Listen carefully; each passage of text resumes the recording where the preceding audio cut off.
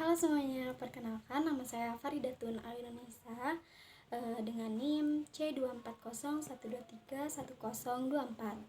Nah, saya kebetulan dari kelompok 6 di mata kuliah Biologi Perikanan.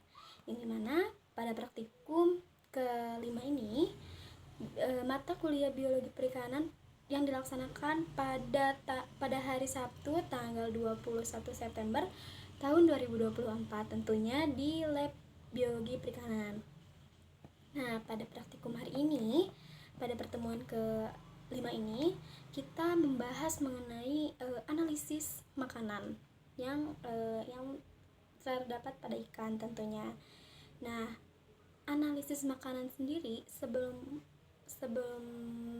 melanjutkan lebih jauh lagi, makanan itu merupakan organisme, bahan, lalu maupun zat-zat yang dimanfaatkan ikan untuk menunjang kehidupan dan perkembangan organ tubuhnya.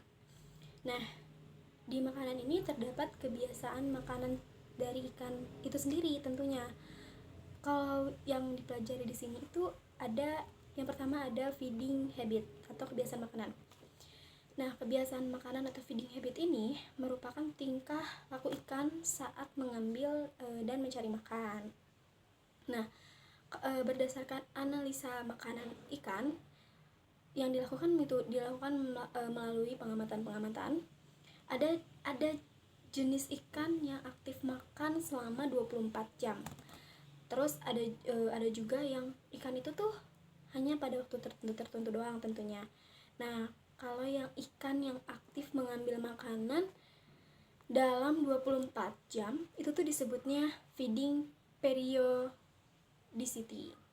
Nah, kalau misalnya tipe-tipe makanan ikan yang umum ditemukan itu kayak plankton, nekton, bentos maupun detritus. Nah, lalu di praktikum kali ini tuh tujuannya adalah untuk mengetahui jenis-jenis organisme yang menjadi sumber makanan dari ikan-ikan itu sendiri.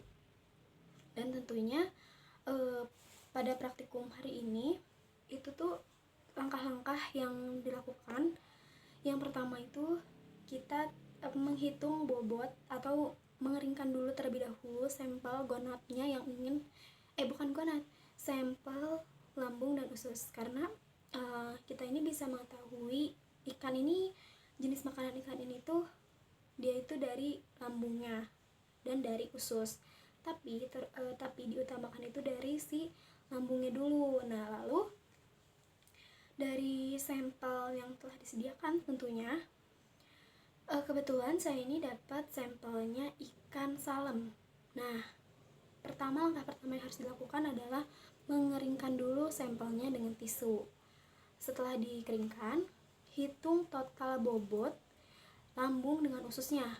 Setelah dihitung, fungsinya itu untuk apa? Fungsinya adalah untuk nantinya untuk pengencerannya atau memburainya, karena nanti itu aquades yang diperlukan itu harus 1:4 dengan bobot total lambung dan usus tentunya. Nah, setelah ditimbang total bobot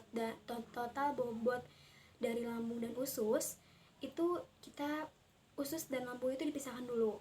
Nah, setelah dipisahkan, lalu belek atau bagi dua atau belah lambungnya dan keluarkan isinya, karena kita bisa tahu ikan itu makannya dari situ. Setelah yang dikeluarin dari si lambung itu, kita tambahkan aquades dengan perbandingan 1:4.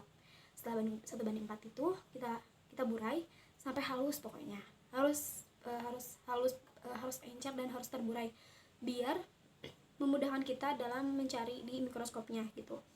Nah, setelah itu kita jangan lupa dokumentasi, terus kita ambil dengan pipet tetes, lalu masukin ke kaca preparat 3 titik, yang dimana itu tuh jadinya ada 3 kali pengulangan. Di setiap 1 kali pengulangan itu ada 5 lapang pandang, luas pandang. Nah, itu ada posisinya itu ada 1, 2, 3, 4, dan yang tengah-tengah itu 5. Nah, tadi kita ini diminta untuk 30 data. Begitu saja dari saya. Terima kasih. Wassalamualaikum warahmatullahi wabarakatuh.